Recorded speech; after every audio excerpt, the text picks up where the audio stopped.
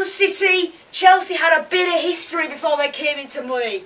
They had established players like, Gianfranco Zola, Ruud Gullit, Emmanuel Petit, and future club legends such as John Terry.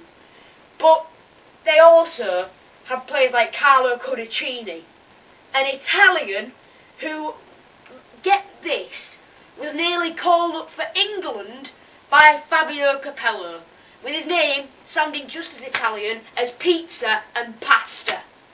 They were doing pretty well in the league as well. Can you believe it? A club in money that weren't crap before they'd got their money. You know what? Bin the script. This is finished already. I'm off to the pub.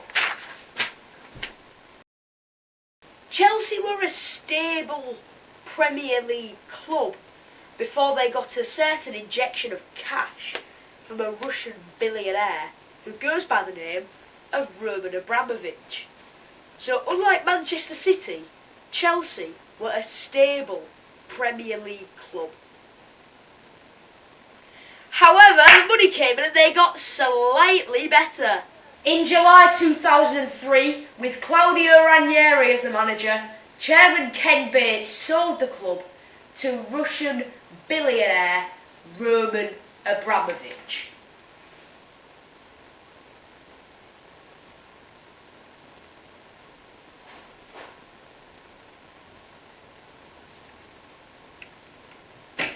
Abramovich did choose to buy Chelsea, a team in the Champions League at that time, over Tottenham.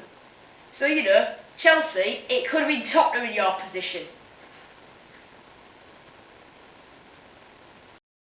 Abramovich's first cash injection season took Chelsea from 4th to 2nd in the league. And the signings, well, there were some good ones. Glenn Johnson, Wayne Bridge, Damien Duff, Joe Cole, Juan Sebastian Veron, Adrian Mutu, Hernan Crespo and Claude Makelele. I mean, Crespo didn't do much, but on the opposite end of the spectrum you had Claude Makelele. He was the Kante of that era. The only difference was the Italian manager didn't play Makelele at left wing. Sorry. The club reached the semi-finals of the Champions League. Big steps. Big steps.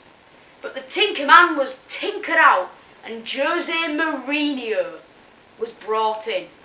And that is where it all really got started.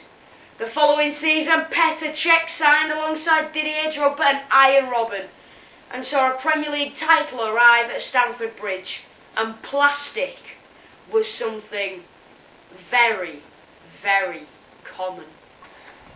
A absolute raft of spending came in with a total expenditure of negative 92.15 million across the two transfer windows. The following season came yet another Premier League win for Chelsea. Two in a row. And Manchester United fans all across England were pondering whether to colour in that shirt that was red to blue. The next year, Chelsea lost their Premier League title to Manchester United. Despite the signing of two legends, Michael Ballack and Andriy Shevchenko. They finished 6 points behind Man United. And the next year, it all fell apart for Jose as he lost his job after Abramovich's new toy Shevchenko was given to someone else. And it was broken and just useless now. Mourinho's replacement, there was only one man it could be. A man who would go on to have great success and also fail miserably, Avram bloody Grant. With Grant in charge from September onwards, they closed the gap by 4 points to Manchester United at the top from the previous season. Wait, Joe, you've forgotten something. Oh, have I? Oh yeah, so I have. It was just the Champions League final against Manchester United, where John Terry was going to take what would be the winning penalty, Mr. Chelsea. He only went and slipped and hit the post. You know what?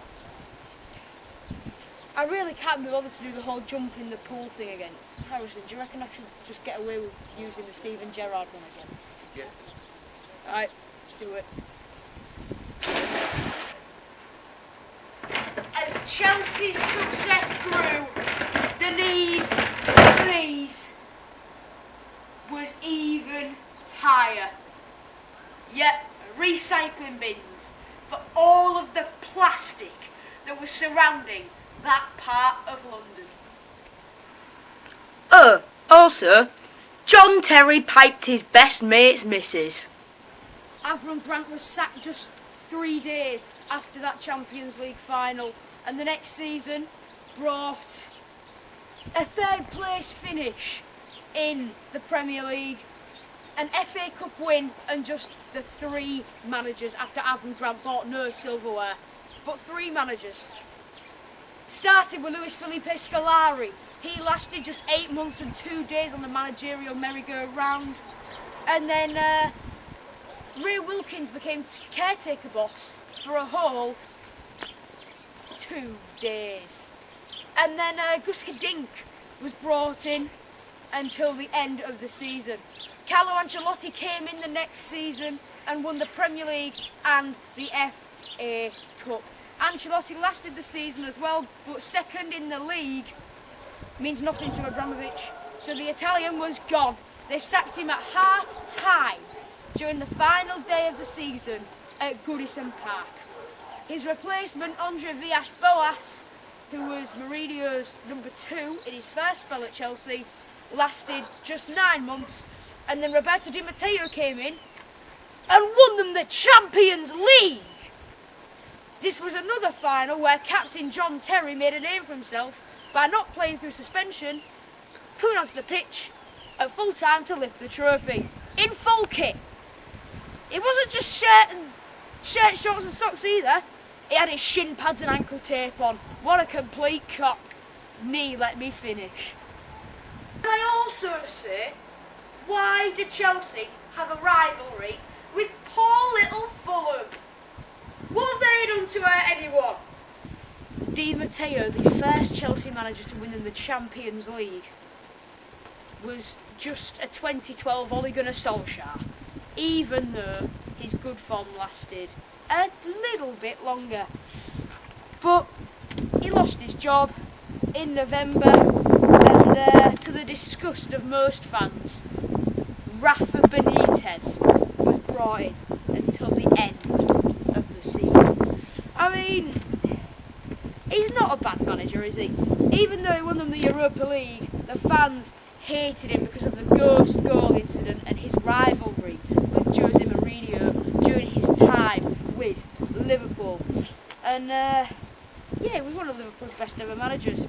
But Rafa did have his old friend at the club, Fernando Torres, the man who missed an open goal from about 2 yards out. Jose Mourinho returned to West London the next season and inherited a squad that he needed to put his stamp on and finished third. But most famously, it was against his Chelsea team that was pretty much full of reserves and youth players when this happened, to basically hand Manchester City the Premier League title in 2014. The next season, it was Mourinho's second season in charge. They signed a Spanish striker who looked like a depressed 58-year-old single dad with 3 kids, even though he was 25. Cesc Fabregas also signed. They won the Capital One Cup. Oh, and just a small matter of the Premier League. But the next season, it was total meltdown. Let's hear what some Chelsea fans had to say about it. That clears all that up. That season they played like Liam Ridgewell on acid. Mourinho was sacked just before Christmas, and I think it all went wrong on the first day of the season when Mourinho started disrespecting his staff.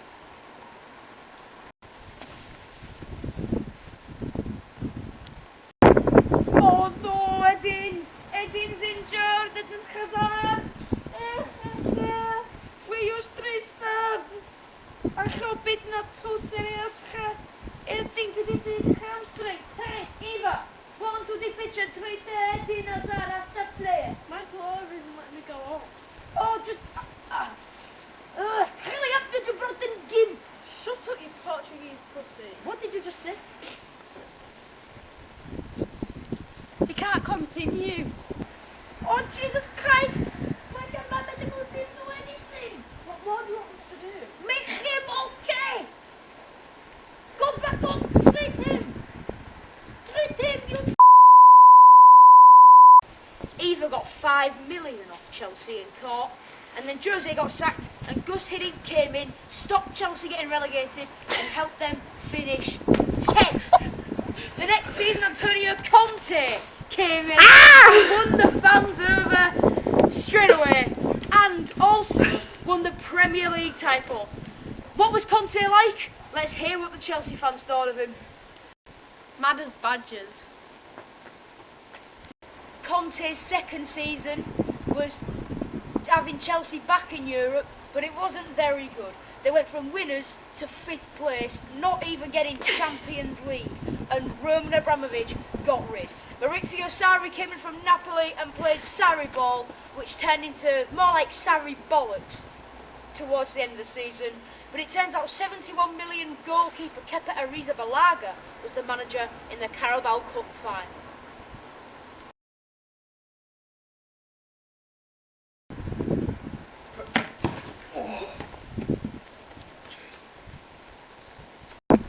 Hey, come on, Kepa is injured. So really, you bold man, come on, get ready, you're going on the pitch. Kepa, you're coming off! No, I'm not coming off. Yes, you are coming off! Yes, you are coming off! No, I'm not coming off.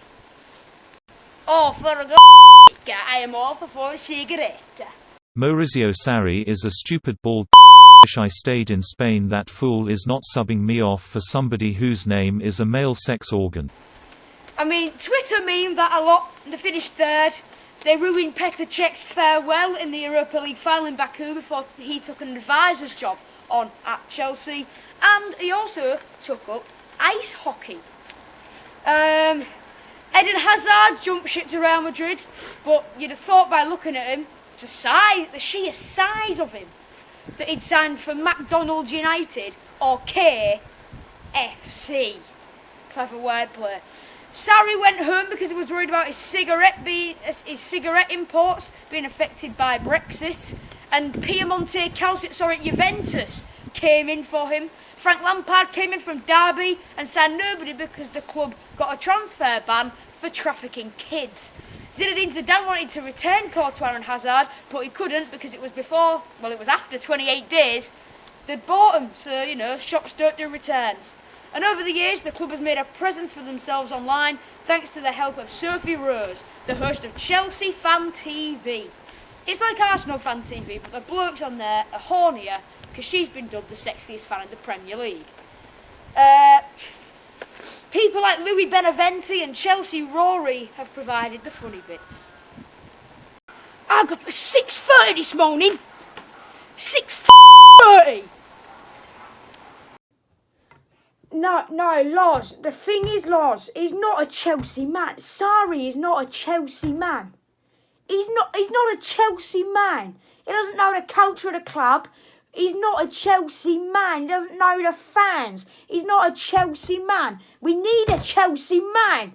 We need a Chelsea man. Oh, you lot watching at home live. We need a Chelsea man. Get a Chelsea man in now. John Terry, Frank Lampard. Something like that, We need a Chelsea man.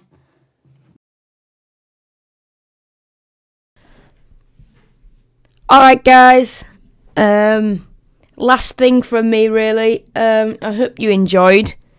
If you did, please do drop a like. It'd mean a lot. Couple of shout outs to the people involved in this. Harrison, Tilly and Ethan, they've all been absolute heroes in sorting this documentary out. Something a little bit different, something I did previously with Sunderland and Man City last year, but I never got round to doing one since, and I'm very, very pleased with how this one has turned out, but I wouldn't have been able to do it without those three. So just make sure you follow them, go send them some love, because they're all just absolute legends.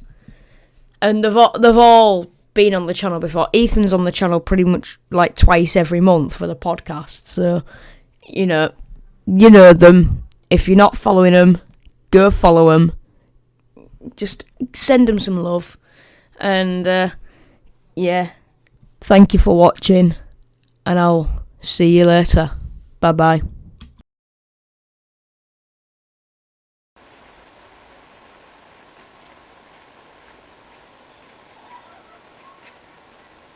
Three, two, one, action. Maybe not, the bins got stuck. Jose Mourinho returned to West London the following year, on my head, or not, and inherited a squad. Do you mind? Shut up! Oh no, Eddie, we've used three sub. Hey, Eva. Oh no, Eddie's injured. Oh no, we used three sub. Hey, Eva, go on to the pitch and twist the self-play. Michael Oliver isn't like... Oh no, Eddie, he's injured. Is it his hamstring? Hey, Eva, go on to the pitch and treat Eden Hazard. Michael Oliver isn't letting me go on. What? Oh, hurry up, you Gibraltar gimp. Shut up, you Portuguese pussy. Oh. Three. Oh, shit. Sorry.